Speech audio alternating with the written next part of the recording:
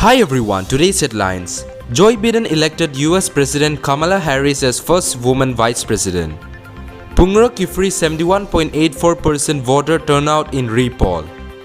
Trump refuses to accept defeat, says this election is far from over. Nagaland COVID-19 tally 9,454. India launches Earth observation satellite.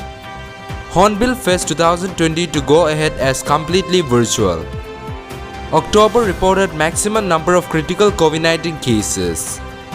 Kohima Smart City seeks citizen support to create more walkable city. News in details. Joe Biden elected US President and Kamala Harris as first woman vice president. Joe Biden, who triumphed over incumbent US President Donald Trump in a divisive, bitter and closely fought presidential election, appealed to fellow Americans on Saturday. It is time to put the anger and the harsh rhetoric behind and come together as a nation. The 77-year-old Democratic, who became the oldest man ever to be elected to the White House, will be the 46th President of the United States. After securing a major victory in Pennsylvania, the state where he was born, put him over 270 electoral votes needed to win. With Pennsylvania's 20 electoral votes, Biden now has a total of 273 electoral votes.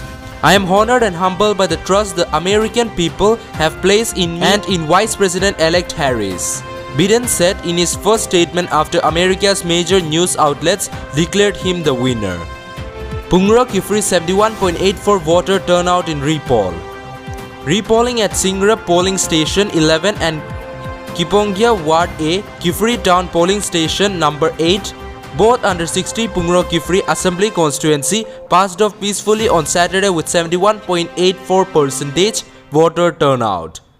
With this, the total voter turnout for the by-poll to 60 Pungra Kifri Assembly Constituency was 91.57%, CEO's office stated. According to State Chief Electoral Officer, the voter turnout at PS8 Kipongia Ward A, Kifri Town was 74.71%, 76% male and 73.34% female, while polling at PS11 Singra witnesses 69.48 voter turnout, male 70.30% and female 68.68%. Trump refuses to accept defeat, says this election is far from over. Minutes after nearly all major networks projected Joe Biden as the next president, President Donald Trump said on Saturday his campaign would begin challenging US election results in court next week, saying this election is far from over. Beginning Monday, our campaign will start prosecuting our case in court to ensure election laws are fully upheld and the rightful winner is seated, Trump said. The American people are entitled to a honest election, that means counting all legal ballots and not counting any illegal ballots, he said, adding that legal votes decide who is president, not the news media. Nagaland COVID-19 tally 9,454. Nagaland on Saturday reported 128 new COVID-19 positive cases detected, 61 in Dimapur, 54 in Mon, 11 in Kohima and 2 in Peran, taking the tally to 9,455. India launches Earth observation satellite. India successfully launched its latest Earth observation satellite and 9 international customer spacecraft on board a polar rocket from the space port here on Saturday. In its first mission this year amid the COVID-19 pandemic, the Indian Space Research Organization Workhorse Polar Satellite Launched Vehicle PSLV C-49 injected EOS-01 intended for application in agriculture, forestry and disaster management support, and other satellites one by one in orbit around 20 minutes after liftoff from the Satish Dhawan space. Hornbill Fest 2020 to go ahead as completely virtual.